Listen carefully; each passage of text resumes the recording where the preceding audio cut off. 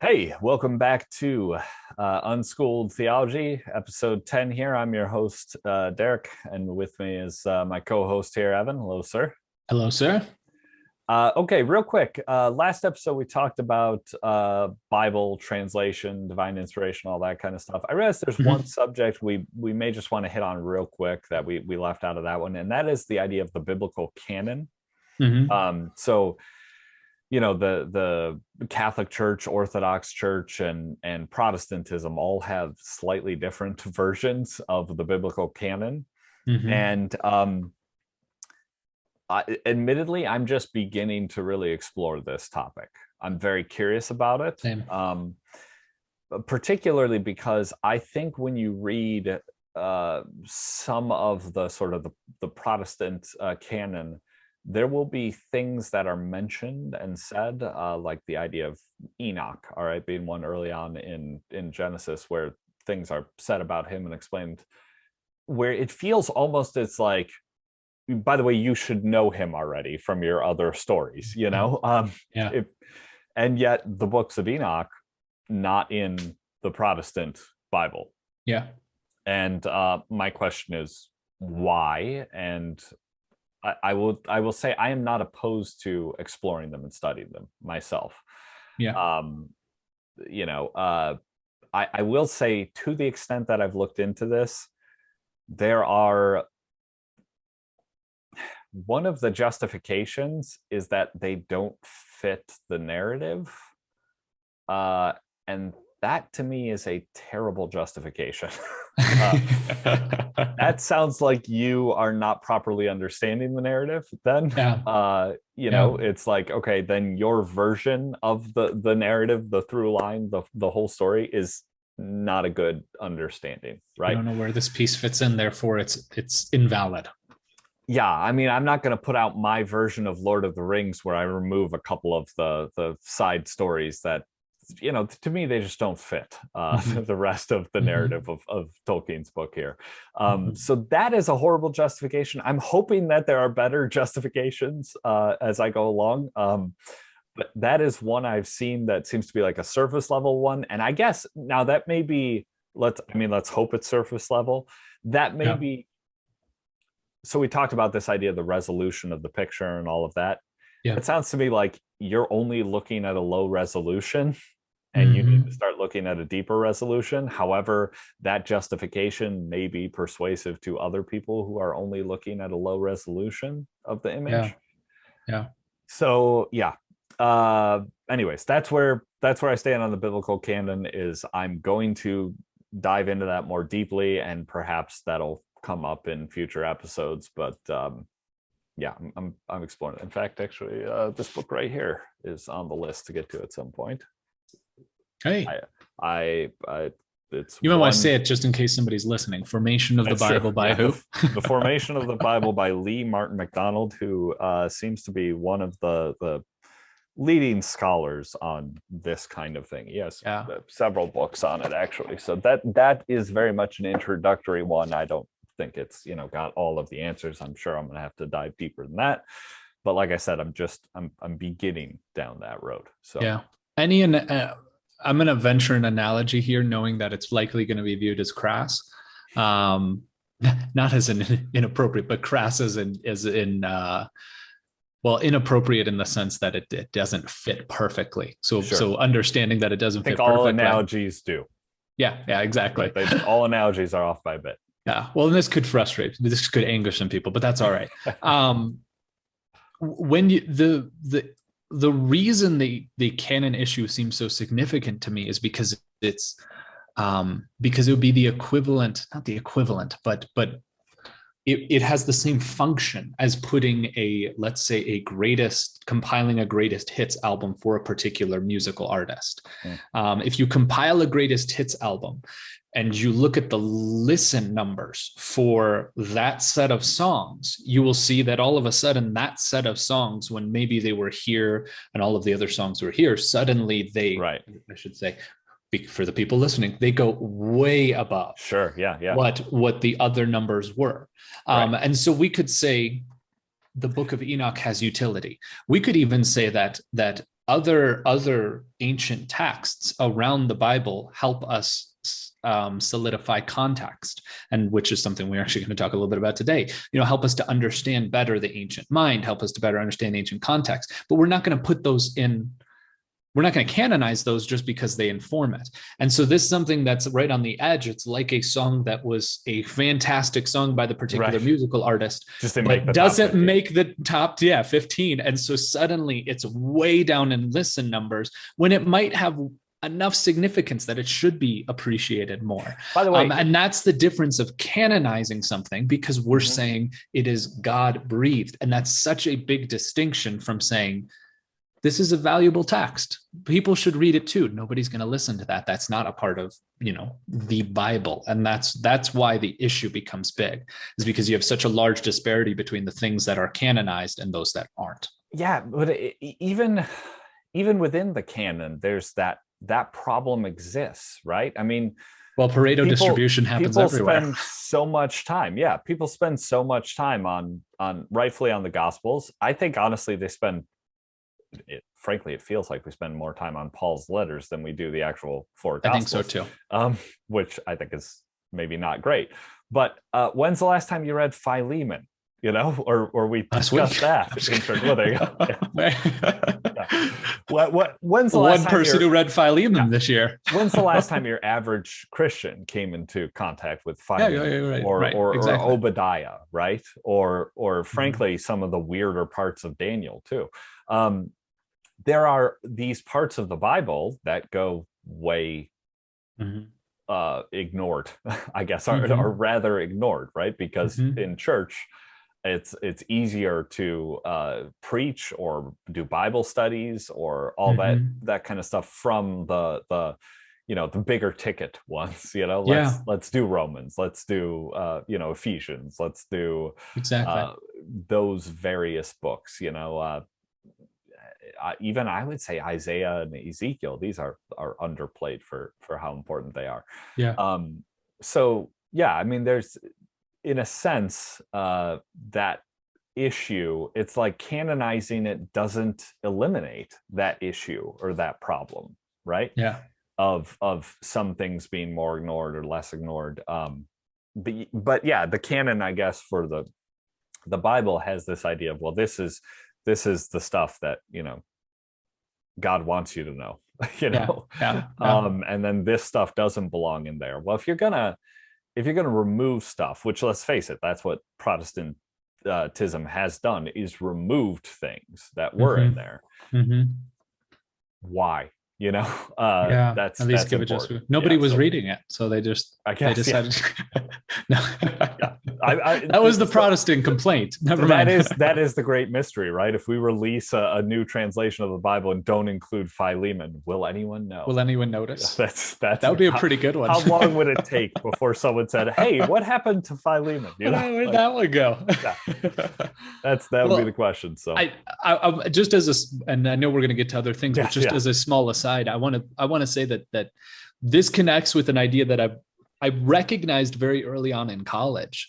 Not that I lived up to this, but at least recognized it, that if you want to distinguish yourself, read the whole book.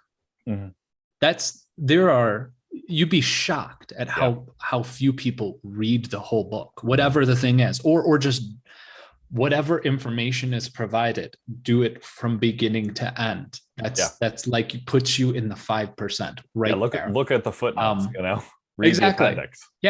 Even college professors and things like that, they God bless them, a lot of times they're not going to read the whole book, and it might be time issues and all of these things, but then don't say that you've read it, or don't claim to understand it. But reading something from beginning to end does distinguish a lot of people. I think so. Which is much as interesting. And it just happens, same thing as happens with the Bible, poor Philemon. And poor Philemon. And speaking of the Bible, we're gonna tie in a little something else we talked about previously. We talked about this idea of ancient man. We talked about it specifically in language, right? But this is what I want to talk about for this episode real quick here, and this won't take long, is the importance of reading the Bible in the ancient context into which it was produced. Mm-hmm. So the Bible was written in a way that ancient man could understand, right? We can still understand it today, but it was written specifically so they could understand. So in other words, we have more knowledge today than ancient man did. Not shouldn't be a controversial statement. On some things. Yeah. Well, yeah. I'm going to immediately make it controversial. No, I agree. I agree with what you're saying. But yeah, I guess my point here is we shouldn't presume a level of detail in the text about things which ancient man wouldn't have understood, right? Okay. Yeah. So, ancient man going to Genesis 1 again. I think poetically, maybe it does poetically explain like this origin of the earth with which science is familiar. Yeah. Which we mentioned in a previous episode. Yes. But ancient man wasn't going to pull that kind of detail out from this. Yeah. That's fair. Yeah. That's very fair. Yeah. So the point, and the reason this matters, is the point of the Bible wasn't to provide material understanding. We've talked about the material, the functional, and the spiritual. The point of the Bible is to provide spiritual guidance and explain how the spiritual can be manifested within creation through man. This is the image of God idea. And so it provides answers that are universal in that sense, where ancient man could understand it as well as us today. But we have to understand that it was put first and foremost in a way that ancient man could understand. I liken this a little bit to the idea of, let's say, the story of King Arthur, right? The story of King Arthur is a story that's been told many different ways, and specifically at many different maturity levels. We've talked about this idea of humanity maturing and the Bible reflecting that story, so I think that's worthwhile to bring in here. There are versions of the King Arthur story that I could read to my 5-year-old, right? And then there's Thomas Mallory's Le Morte d'Arthur, right? Yeah. Which is incredibly detailed and has a lot more to it. And she's not mature enough to understand it there, but she can understand the version that is made for children her age, right? So in a sense, the Bible is telling a story that humanity can understand at these different levels, right? And the more we look into it, we might start to discover more of Le Morte level detail there. But it's also at this very basic level. And it's written first and foremost, I think, to that very basic level because it was written to ancient man by ancient authors. So they're writing what they know, right? What they experience, what they face in life. And that's, if we want to properly understand the Bible, we need to go there first. Yeah. This raises a couple of interesting questions, especially in the context of that analogy. And let me try and flesh them out. Is in the example that you're giving, the story remains the same, but is being presented in two different ways. So fundamentally, I guess the text would be changing. In the context that you're referring to in the scriptures, the text isn't changing. Right. The text is remaining the same.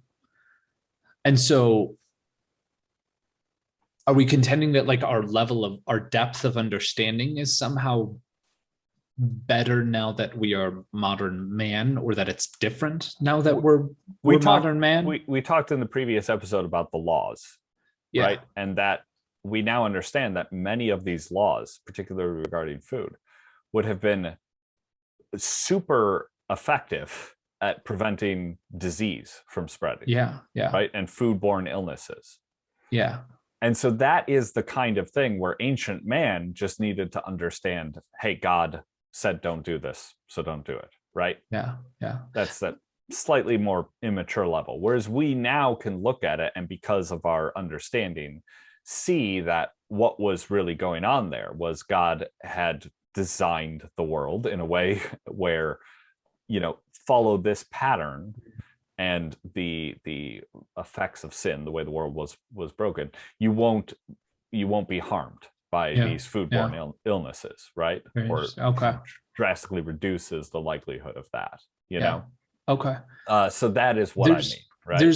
Then perhaps a more appropriate analogy would be something of a parent saying, "Don't talk to strangers," and then the kid says, is 6 years old, "Why do I want to talk to strangers?" And you don't want to say, "Well, here's what strangers could do to you." Like that's not. No, they need to know, don't talk to strangers, or don't do this particular thing without question. But then as they mature, they understand that better. Because the only problem I see with the other analogy is it raises the question of, well, if ancient man was given a text that's more understandable to ancient man, why is there not a continuation of scripture? Why is it, why has it been 1900 years, give or take, since, 1950 years since the most recent book of the Bible was written, Well, I would say in the same way, we don't need a more advanced version of many fairy tales, if you will, right? Mm-hmm. There are many fairy tales that we have these very basic, simple versions that we tell the kids. And we as adults, as someone who reads these things to kids now, can see what's going on there and see more depth in it, as it's almost working the inverse, right? Yeah. So with the Arthur example, we go from this like more detailed version down. Yeah. What I'm saying is, if you have a more basic version, you can see even more in it as you age, right? This is Pixar does this, right? The Pixar movies. Yeah. That's why they're so popular. One level by the kids, right? But the parents could see a lot more in that too. Yeah. It's not spelled out in the movie. It's just we, with our experience and our understanding of the world, recognize that there's more going on here than our kids see there's going on there, because they don't have that experience and that maturity.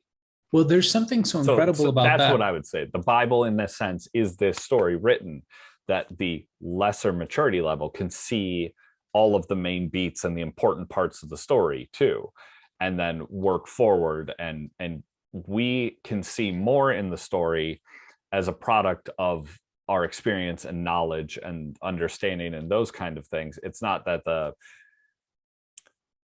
we shouldn't make our understanding of the Bible hinge on a concept being present in the narrative that ancient man wouldn't have understood.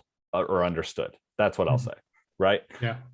If ancient man wouldn't have understood this or that idea, we probably shouldn't make that a central focus of that. Well, the narrative is built out of that. Well, no, it's not. It was built around something that ancient man could have understood, right? Just as the Pixar movie, the meat of the story is never built off these fine little details that only an adult can understand. It just enriches the adult understanding. So if you want to understand a Pixar movie, you start first with looking at the story the way the little kid would interpret it, and then you slowly add the detail to it. You bring the picture more into focus. In that sense. So that is what I'm saying. You want to first look at the way ancient man would have seen this. And let me explain why too here, because I think that's probably the thing that's missing in this discussion. Can I say one thing, Rich, before you get into that? Go ahead, sure. Before you get into that, just because I think you brought up something super interesting with the Pixar movie, is that potentially that's why the stories are so compelling for Pixar. Why they're so incredibly popular is that they have a depth to them, and maybe even children. They're incredibly popular with children, and with the adults as well. But it's weird that they could be that incredibly popular with the children as well. And it's almost as though it's just beyond their understanding, and so therefore that's why they're drawn to it. Exactly. Mm-hmm. That's really interesting. That somehow those two things don't get in the way of each other. They almost reinforce themselves. Yeah, exactly. That's incredibly interesting, and we could apply that potentially to the Bible somehow, I think, but Yes. I Yes. don't exactly know Well, how, but that's a really interesting idea. well, let's look at it this way, right? I think take Monsters Inc.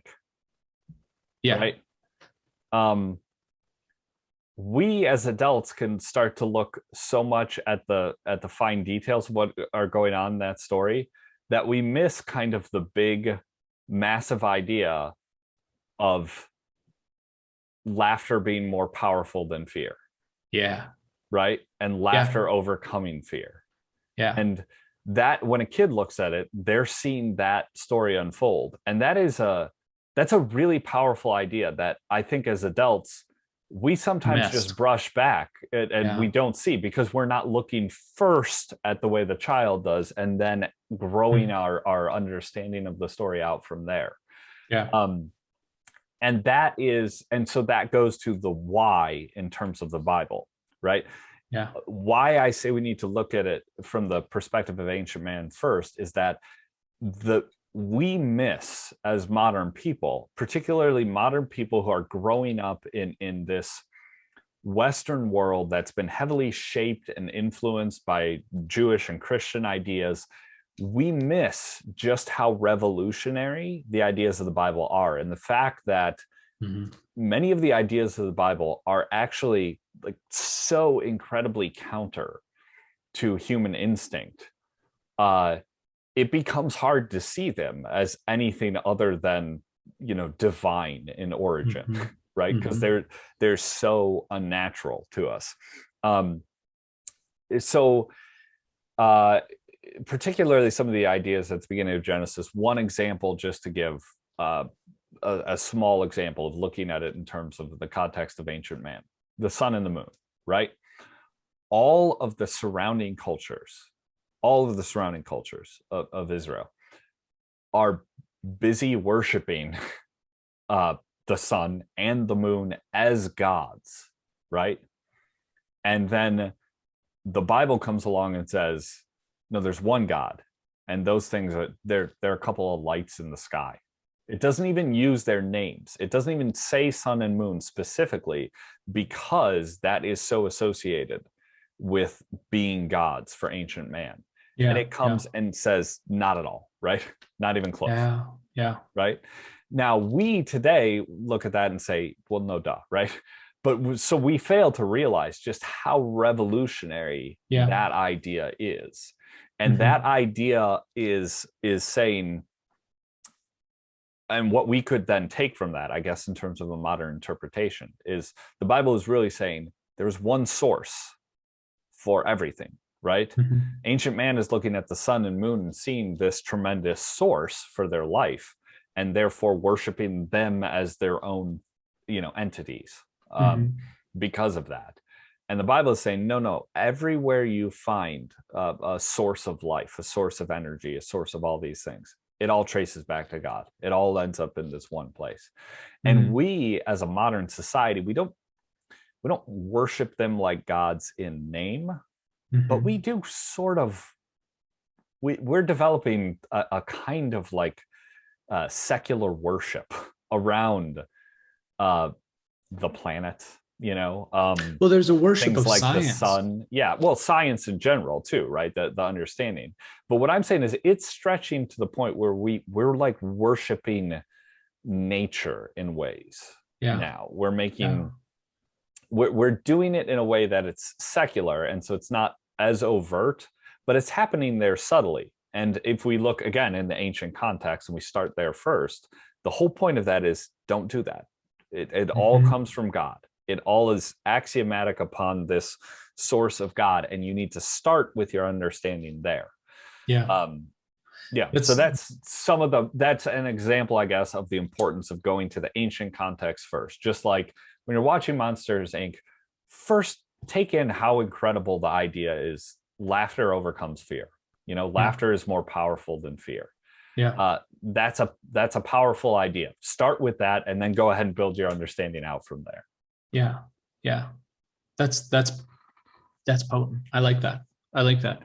There's one idea that connects in my mind as we're talking about this, and this relates a little bit to our previous episode, that you're talking about this worship of the natural world and this worship of the sun and things like that, but becoming a potential issue or just tendency within modern culture.